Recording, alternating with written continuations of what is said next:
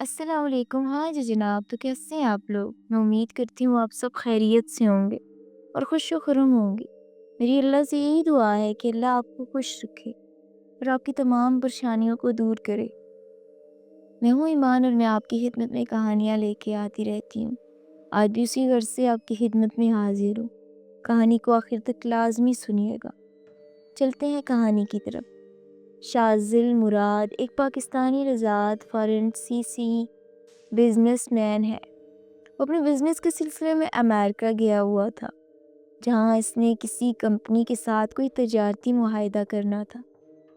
امریکہ میں اس کا 2 ہفتے کے قریب اسٹے تھا۔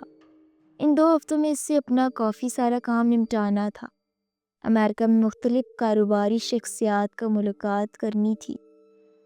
ایک کاروباری کمپنی کے ساتھ معاہدہ کرنا تھا اور اس کے علاوہ وہاں اپنے کچھ جاننے والوں کو اور دوستوں سے ملاقاتیں بھی کرنا تھی۔ یعنی اس کے 2 ہفتے انتہائی مصروف گزرنے تھے۔ پھر اس نے سب سے پہلے اپنا سب سے اہم کام کیا۔ اس نے جس کاروباری کمپنی کے ساتھ معاہدہ کرنا تھا، اس کمپنی کا دورہ کیا۔ کمپنی کے عہدیداروں سے ملا، ورکروں سے ملا، کمپنی کا بنیادی ڈھانچہ دیکھا، عمارت دیکھی، کاغذات منگوا کر انکم ٹیکس، آمدن اور خراجات دیکھے۔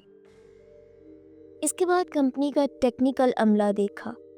اپنی ساری تسلی کر لینے کے بعد اس نے معاہدہ کرنے کا فیصلہ کر لیا۔ اس کمپنی کے انتظامات ایک ہندو دیکھ رہا تھا، یعنی اس کا مینیجر ایک ہندو تھا۔ معاہدہ ہونے سے پہلے اس ہندو نے شاذل مراد سے کہا کہ وہ اپنی تنخواہ میں سے کچھ رقم دان کرنا چاہتا ہے، بطور چندہ دینا چاہتا ہے۔ اس لیے اگر آپ کے پاس ٹائم ہو تو آئیں، مل کر چلتے ہیں۔ پاس ہی ایک فلاحی ادارہ ہے جس میں لاوارث لوگ رہتے ہیں۔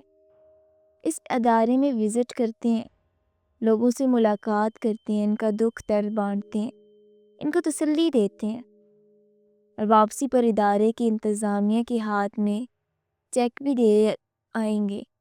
شاذل مراد صاحب بتاتے ہیں کہ میں اس کی بات سن کر اس کے ساتھ چل دیے۔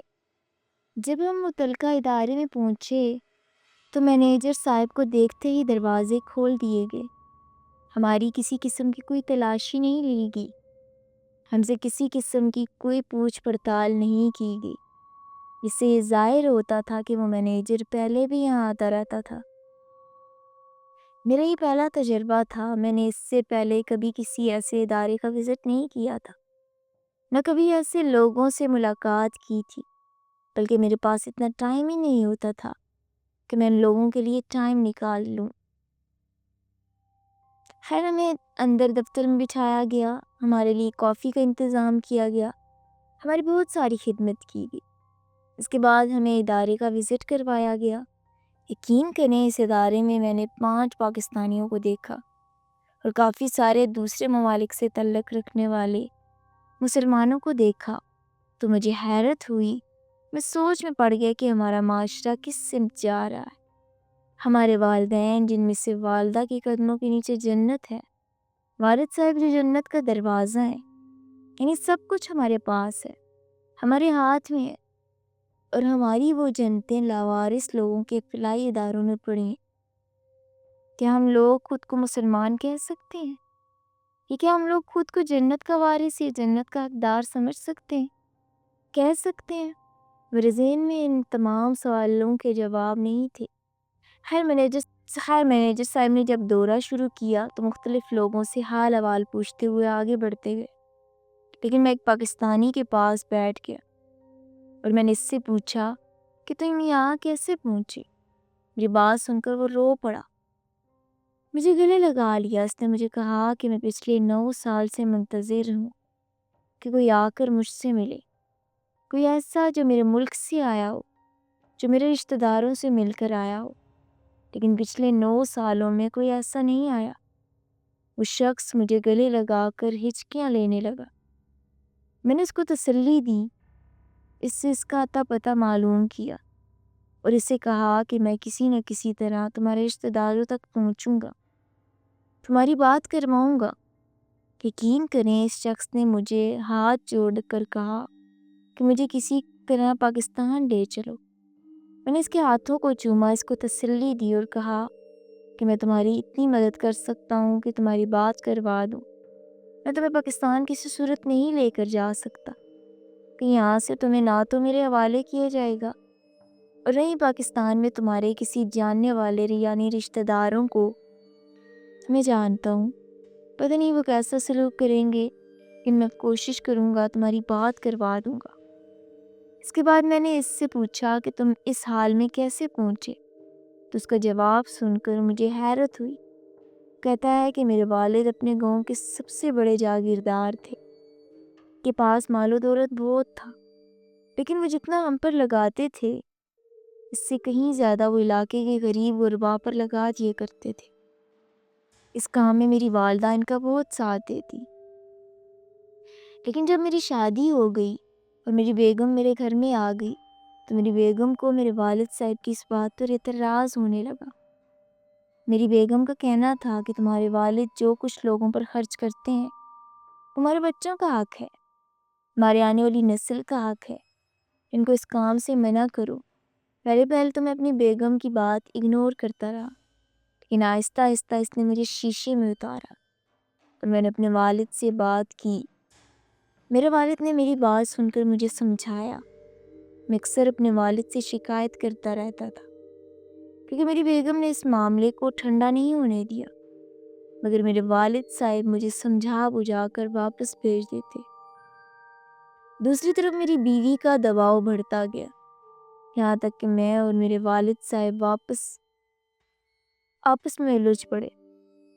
بات لڑائی تک پہنچ گئی۔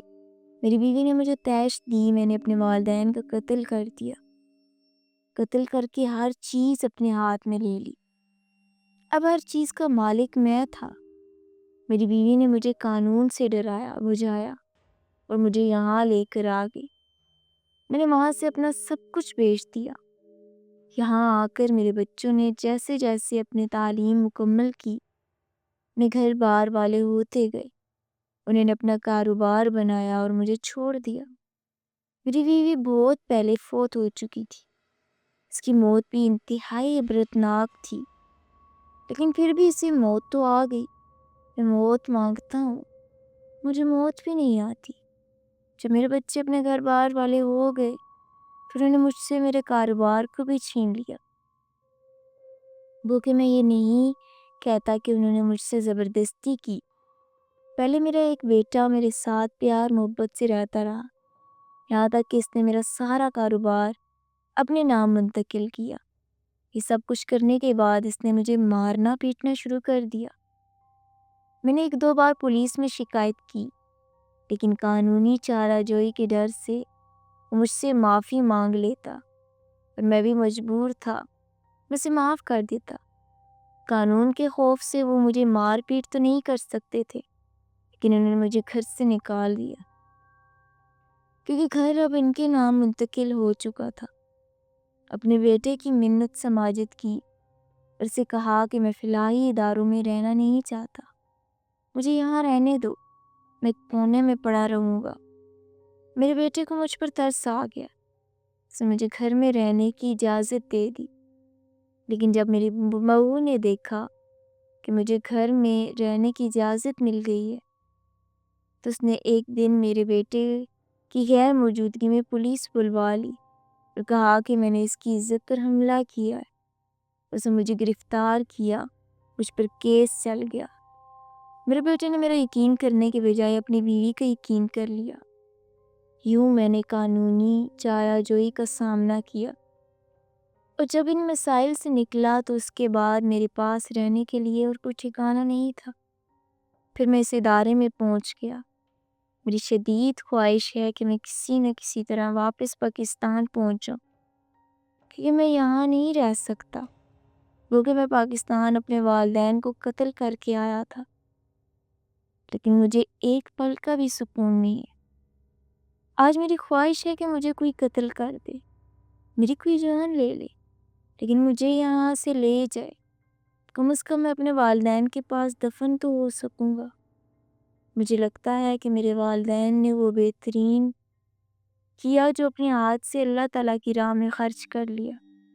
میں نے اپنے والدین سے چھینا اور مجھ سے میری اولاد نے چھین لیا۔ میں نے کبھی صدقہ خیرات نہیں کیا، لیکن یقین کرو کہ ہاں، میں ایسے لوگوں کے صدقے اور خیرات پر گزر بسر کر رہا ہوں جو اللہ تعالیٰ کی ذات تک کے منکر ہیں۔ ان کو صدقہ خیرات کے اجر و ثواب سے کوئی غرض نہیں ہے، مگر اس کے باوجود وہ لوگ مجھ جیسے لاچاروں پر اپنی رقم خرچ کرتے ہیں۔ اس پاکستانی کی بات مکمل ہوئی اور وہ ایک بار پھر رونے لگا۔ میں نے اس کو تسلی دی، اس کا پتہ معلوم کیا اور وہاں سے اٹھایا۔ اتنی دیر میں میرا ساتھی مینیجر بھی سارے ادارے کو وزٹ کر چکا تھا، لوگوں سے ملاقات کر چکا تھا۔ میں اس کے ساتھ باہر نکل آیا۔ خیر میری کاروباری ڈیل کامیاب رہی۔ میں وہاں سے فارغ ہونے کے بعد واپس فرانس آنے کے بجائے پاکستان گیا۔ میں اس ڈریس پر گیا جو مجھے اس پاکستانی شہری نے دیا تھا جو فلاحی ادارے میں پڑھا تھا۔ یقین کریں کہ جب میں اس کی دیہات میں پہنچا اور اس کے متعلق لوگوں سے پوچھا تو لوگ اسے بھول چکے تھے۔ ان لوگوں نے اس کا ذکر سنا، وہ انکاری تھے کہ اسے جانتے ہیں، حتیٰ کہ یہ بات آج بھی لوگوں کو معلوم تھی کہ ایسے گاؤں کے ایک چودھری کا قتل ہو گیا تھا۔ قتل کرنے والا اس کا بیٹا تھا، لیکن اس سے زیادہ لوگوں کو نہیں پتا تھا کہ وہ کون تھا، کہاں چلا گیا، اور آج بھی لوگ اس سے نفرت کرتے تھے۔ میں نے اس کے رشتہ داروں سے بات کی اور ان سے کہا کہ وہ یہاں آنا چاہتا ہے۔ انہوں نے صاف صاف کہہ دیا کہ اسے یہاں لے کر نہ آنا، ہم لوگ اس کی ذمہ داری نہیں اٹھا سکتے۔ مجھے اس کے گاؤں میں جا کر پتہ چلا کہ اس نے نہ صرف اپنے والد کو قتل کیا بلکہ وہاں پہ اور بھی غریب غربا کی زمینیں چھین کر بیچ دی، ان کے گھر تک بیچ دیے، ان کا مال مویشی کھا گیا، اور یہ سب کچھ حق ضبط کر کے وہ امریکہ چلا گیا۔ یہ لوٹ مار کا پیسہ اس نے اپنی اولاد پر خرچ کیا، اور جس اولاد کی پرورش کی آرام سے کی جائے وہ بھلا کب اچھے اور جائز کام کرتی ہے۔ اس کے بعد جیسے ہی اپنے قدموں پر کھڑی ہوئی ہے، اسے چھٹکارا حاصل کر لیا، وہ آج اپنے ملک پاکستان میں اپنے لوگوں میں آنے کے لیے تڑپ رہا ہے، اور یہاں اس کا کوئی نام تک سننے کو تیار نہیں ہے۔ یہ سب کچھ اس کے اعمال کا نتیجہ ہے۔ کاش وہ اپنے والدین کے نقش قدم پر چلتا تو آج اس کا انجام اس سے کہیں زیادہ مختلف ہوتا۔ یقین کریں جو بھی شخص اس کے والد کا نام سنتا تھا اس کے منہ سے پہلے دعائیں نکلتی تھی اور پھر اس کے والد کا نام نکلتا تھا، لیکن جیسے شخص کا نام آتا تھا شخص کے منہ سے پہلے بددعائیں اور گالیاں نکلتی تھیں، پھر اس شخص کا نام نکلتا تھا۔ میں لاکھ کوششوں کے بعد بھی کسی ایک شخص کو اس بات پر آمادہ نہ کر سکا کہ اسے پاکستان اگر بھجوا دیا جائے تو وہ اس کو اپنے پاس رکھ لے۔ وہ چپ چاپ اپنے گھر واپس لوٹ آیا اور دوبارہ کبھی ایسی کوشش نہیں کی۔ ہاں البتہ اس دن کے بعد میں نے اپنے لوگوں کے ساتھ، رشتہ داروں کے ساتھ حالات بہتر بنا لیے، اور میں ڈر گیا ہوں کہ اگر میرا ایسا انجام ہو جائے تو کم از کم کوئی ایسا شخص ہو جو میرا سہارا بن سکے۔ اس واقعے سے میں آپ لوگوں کو بھی یہ نصیحت کرنا چاہتا ہوں کہ آپ لوگ بھی لوگوں کے ساتھ اچھائی کریں، تاکہ جب کبھی آپ کی طرف اللہ تعالیٰ کی طرف سے آزمائش آئے تو اللہ تعالیٰ کی طرف سے یہ لوگ آپ کا وسیلہ بھی بن جائے جن کے ساتھ آپ نے اچھائی کی ہو۔ نہیں تو آپ کا، میرا یا کسی بھی انسان کا انجام کسی فلاحی ادارے میں پڑے ہوئے اس پاکستانی کی طرح ہو سکتا ہے۔ اللہ تعالیٰ ہم سب کو اپنے حفظ و امان میں رکھے، آمین ثم آمین۔ مزید ایسی کہانیاں سننے کے لیے میرے چینل کو سبسکرائب کریں۔ آپ کا بہت بہت شکریہ۔